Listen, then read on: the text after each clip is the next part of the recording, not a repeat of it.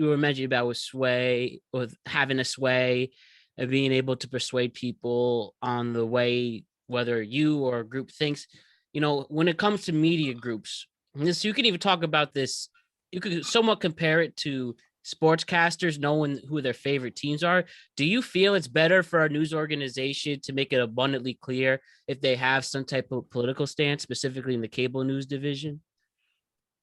I think it varies. So I think this is one of the things that Fox does. Fox has a delineation. Their morning shows, they have actual people who they consider reporters, and then the Tucker Carlsons, the Sean Hannitys, the Laura Ingrams, they're considered personalities, and they do this for a couple reasons. One of the reasons is they say a lot of really terrible things that's going to get them sued if they're reporters. That's why they delineate for them. So I think if you're going to create a delineation like that, you should delineate what you're doing. But the problem is a lot of the news should just be, here's what the facts are, and that's what it is. It shouldn't be like a perfect example of why there's some bias is climate change. So 98% of scientists say the climate change is real.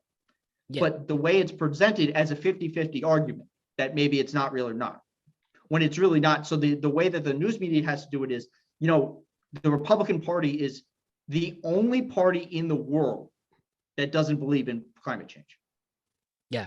And that's something that needs to be presented when they bring these points up, or they need to be realistic with their polling and showing things. So yeah, a lot of those. It's good to have a delineation, but I think it's also part of on the person who's following that news network, or however you're getting your news, like whether it's TV, or if you're getting it on the internet, or if you're getting it from like the newspaper, to understand where the biases are. And generally the best way to do that is to follow the money.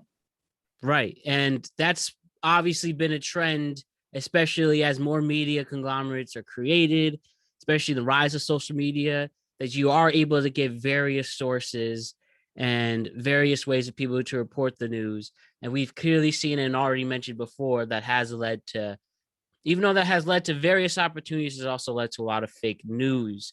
And talking about fake news, do you feel the main contributor to fake news is social media? As many people say it has been, because of the opportunities it gives people to just be a reporter or a blogger.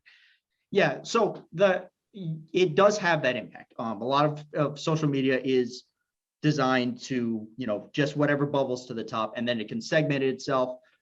So yeah, social media itself has a fake news issue, but that just comes from the sites not following their own terms of service, especially for like Twitter and stuff. They weren't, or even Facebook. Facebook has made it clear that you can line your political ads and they're not going to fact check you. So part of the problem with that is, if you're going to, the best way to deal with that is to treat them like news organizations. If you're going to if you're going to act like you're going to disseminate news, because the vast majority of Americans say they get their news from Facebook, you have to be, you should be treated as a news organization and have to follow those type of standards. That would help solve. The problem with that is, if they don't do that, then it's going to cause gatekeeping, which was going to force you back to the old sources, and those aren't always, accurate sources either. So you have to balance that act. But really, the problem with the internet is it's given stupid people a microphone. Oh yeah.